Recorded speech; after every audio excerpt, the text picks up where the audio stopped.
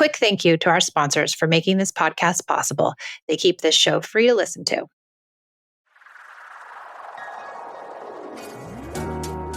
Hi, I'm Michelle, a mother of 2 teens. 13 years ago, I traded in punishments and rewards for connection. Now I prioritize relationship over behaviors, utilize play as a parenting tool, and set limits with empathy instead of consequences. Each week, I share my journey and interview clients, experts, and followers. Thanks for joining me on the Peace and Parenting podcast. I'm so glad you're here.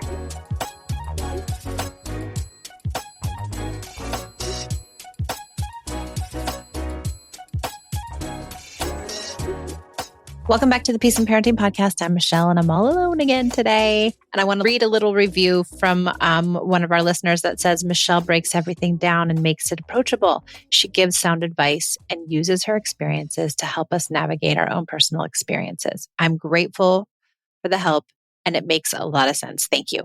Thank you. Thank you so much. I really appreciate it. I actually do read the reviews, and I love getting new ones. It brightens my day. It really does. And it makes this work all worth it. So thank you. I really appreciate it. All right. We're going to get into it today. And I want to talk about this idea that I truly believe that I almost lost the relationship I share with Esme.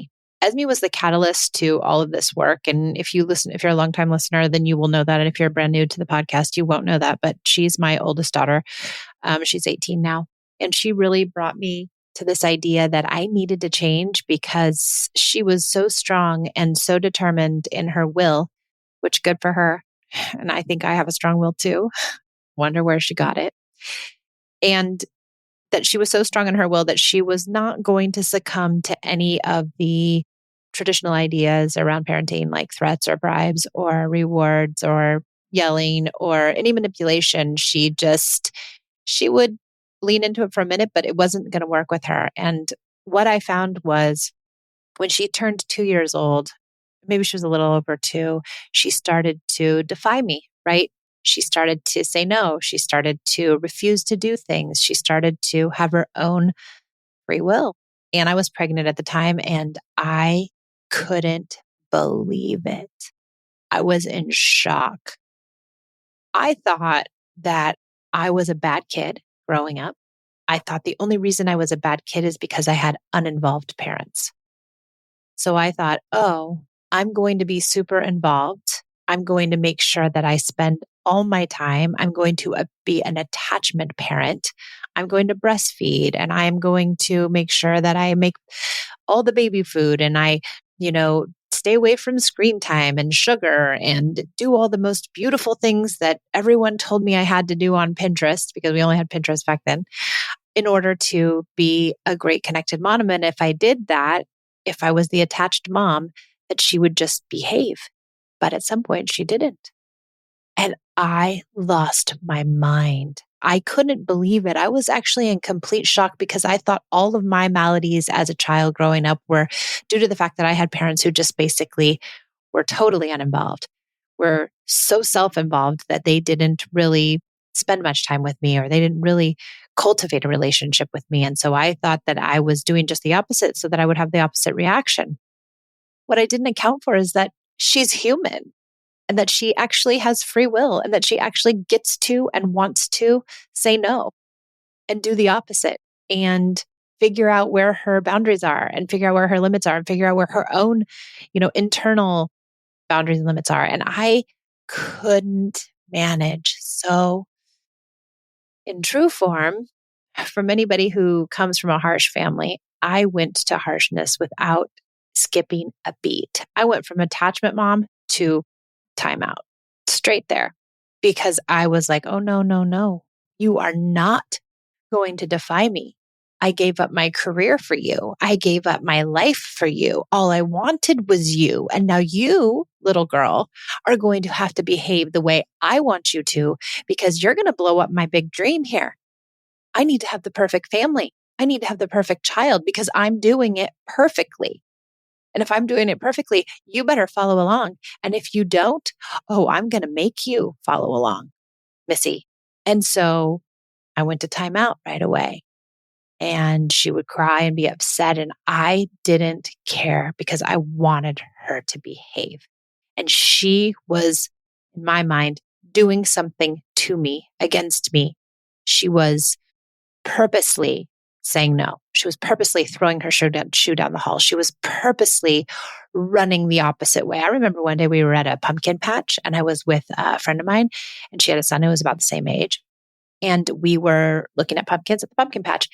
And Esme was in the height of her, obstinance, I guess, probably exacerbated by my strong, harsh parenting.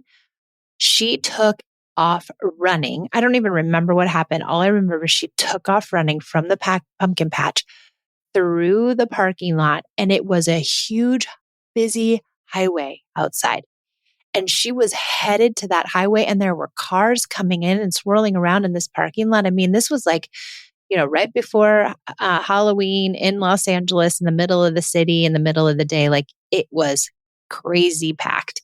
She was going to run into that highway because she had it in her mind for whatever reason that she wanted to do what she wanted to do. And my knee-jerk reaction was just run after her and grab her and pull her back to this pumpkin patch. And I did it. And, I can't help but thinking now, like that probably just added fuel to her fire, right? Her strong will just got stronger. She was not going to have me drag her back and reprimand her and scold her. And actually, and I remember we went home. I told her, I'm taking you home. You can't be at the pumpkin patch anymore. This is not, and in a lot of people still say this, like, this is not safe for you. We can no longer be here. The consequences, we need to go home. We're not going to stay at the pumpkin patch. And in some people's minds, that's very logical, right? Because you're dangerous. You're in this pumpkin patch and you need to be taken out of this place because it's dangerous.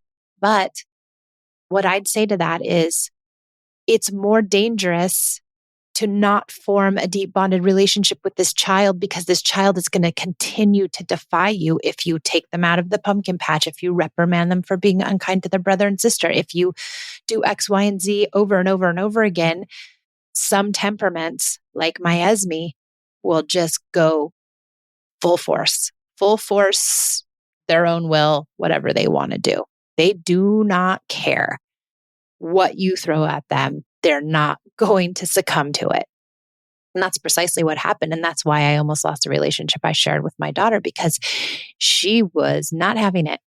And, soon thereafter, after she turned 2, Esme was born when she was 2 years, 10 months. So soon came a new baby in the midst of this like kerfuffle that we were having, this rub that we were having. I was pregnant and having a new baby. And that put sweet, poor Esme over the edge. She couldn't take it because we were already in a tenuous spot, right? I was already coming down on her. I was already reprimanding and shaming her and sending her to timeout and taking things away. And you're trying to reward her. And then I was pregnant and had a baby. And that pushed her deeper into her insecurity around our relationship. And for her and her temperament and many kids like her, that pushed her deeper into her defiance and into her inability to regulate and into her inability to, or not wanting to follow my lead, not wanting to cooperate with me. So I was getting zero cooperation. Here I am with a brand new baby and a toddler who is just AWOL, right? She's doing whatever she wants. She does not listen to me. I mean, we had our beautiful moments. Don't get me wrong. I loved her, obviously. But when it was bad, it was really bad. And then she started fighting with her sister and really like trying, poking at her, hugging her too hard, pushing her. And I came down on her even harder. Now it gave me even more reason to be harsh with her and even more reason to try to modify her behaviors with punishments and rewards because that's all I knew.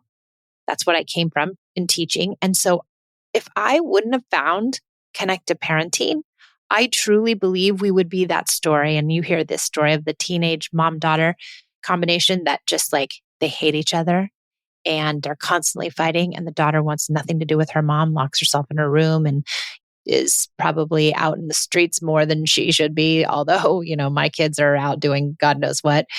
But, you hear that paradigm, right? You hear this paradigm of our children or our teenagers really pulling away from us as they get into those teenage years. And I honestly, in my heart of hearts, believe that that's where we would have been had I not found connected parenting. We're hitting pause for a moment to thank our sponsors. These brands make sure you can listen to this podcast for free. This episode is sponsored by ByHeart. ByHeart features a patent protein blend that gets closest to breast milk. Their formula includes the most abundant protein, alpha-lac, found in breast milk, as well as lactoferrin, the number one protein found in colostrum. ByHeart is an easy-to-digest formula which includes prebiotics and an 80-20 whey to casein ratio like in early breast milk, making it great for a newborn's digestive system. ByHeart is the only U.S.-made infant formula made with certified clean ingredients, including organic, grass-fed, whole milk, not skim. What it doesn't have is soy, corn syrup, GMOs, or palm oil. Curious about ByHeart? Redeem your welcome offer at byheart.com/podcast. Use code PEACE for a limited time. Additional terms and conditions apply. You know what I don't miss at all? The vicious week before my period. I always used to feel like I was walking in quicksand and craving the most unhealthy of foods. My sleep was always off and my moods were unpredictable. Now it's easier to manage PMS with Estrocontrol. Happy Mammoth, the company that created Hormone Harmony, is dedicated to making women's lives easier. And that means using only science-backed ingredients that have been proven to work for women. They make no compromise when it comes to quality, and it shows. And the biggest benefit, feeling like myself again. That's what women mention over and over in their reviews. And there are over 14,000 reviews of Hormone Harmony. For a limited time, you can get 15% off the entire first order at happymammoth.com. Just use code PEACE at checkout. That's happymammoth.com and use the code PEACE for 15% off today.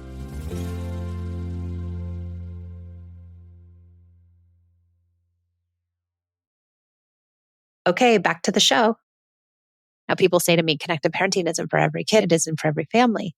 I don't know about that. If it can be for these super strong people and kids with neurodiversity and really hard situations where there is nothing else, then I really truly believe it can be for everyone, because all it is focusing on relationship and connection and bond. And when we do that, I say it all the time, the rest comes. So in those years, 0 to 5, so I didn't start this methodology until she was 5. And 0 to 2 was actually great. Amazing. I mean, she didn't sleep, but whatever. Does any kid 0 to 2 sleep? I mean, she was like slept on me, nursed every 40 minutes. I don't know how she grew because she barely slept. I think we were sleeping like an hour on, an hour off, an hour on, an hour off, literally all day and night.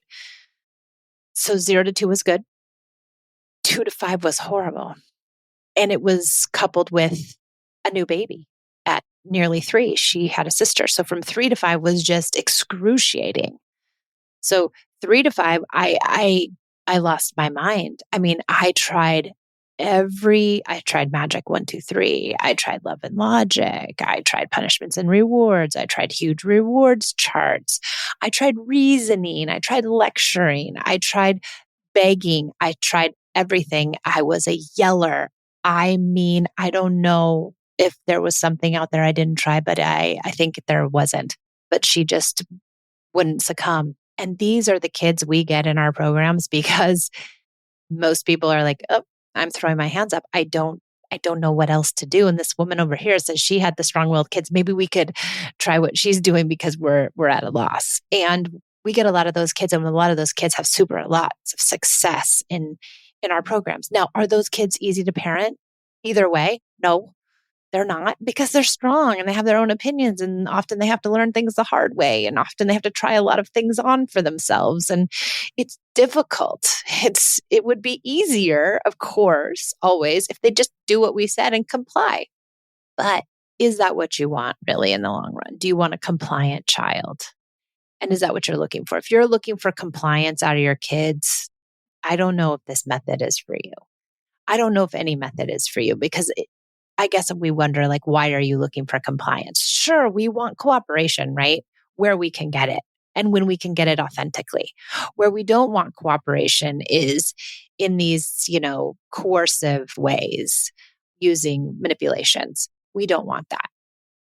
And that's precisely what she would not succumb to. And that's precisely why I believe we would have been in a really bad place. She probably would be lying to me and sneaking around because I would have been punishing her this whole time, right? And so she's would be used to me punishing her. So she would try to get out of the punishment. She would probably never tell me the truth. I would have been get tighter and tighter on her instead of looser on her, which what she really needed. She needed me to loosen up and come with connection and hold boundaries as opposed to using punishments, which are two completely different things. So let's keep that in mind, everybody, while you're listening too. Like boundaries and limits are important, but punishments and consequences are not limits and boundaries. But punishments and consequences are how people enforce boundaries. They are not boundaries, but they're how people enforce boundaries. What we want to enforce boundaries with is connection, that we want a child to adhere to a boundary because they want to, not because they are scared or they fear the consequence or they desire the reward. So I feel grateful that when she was 5 in 2011, I found connected parenting. Someone at a school event told me about it, and I was shocked that I didn't know about it because I just thought you just threaten and bribe your kids, right? You just use punishments and rewards. And I thought, oh, I'm just going to use rewards. That's better than punishments. But, they're just punishments in disguise. And so I was shocked that this ideology existed. I didn't really know about it back then. And it had been around even back then, 40 years. So I think if you have this child, if you have this really strong kid who won't succumb to the things that you're trying to do, you can use connection. Conversely, if you have this compliant child or a more agreeable child who is constantly people pleasing or constantly saying yes or unable to assert themselves, that this also is for you because families are a unit. So if you have both, like I do, and I'll just use this as an example, but it doesn't have to be like this. If you have both kids like I do, they're watching each other. They're watching you interact with each of them. So Pia was always watching me interact with Esme. And I think it allowed her to know that, wow, I can say what I want to say. I can do the wrong thing. I can make mistakes. And my mom's going to hold space for me and she's still going to love me and she's not going to punish me or threaten me or make me feel bad because I personally, like as Pia, I can't take that because that's not something that I would be willing to endure. And so when we punish a strong-willed kid or we reward a strong-willed kid or we act in manipulative ways with a strong-willed kid, our other kids are watching us, right? Or if we spank. I had a discussion with a guy the other day and he said, well, I only use spanking on my kids who are really strong-willed. And I was like, well, he's like, some kids don't need spankings. Okay, fair enough. But the kid who you're not spanking is watching you spank the kid who needs to be quote unquote spanked.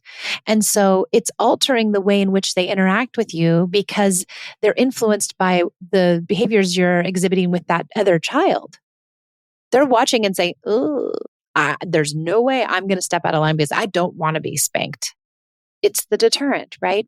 But in that, what does it do to free will? What does it do to, autonomy?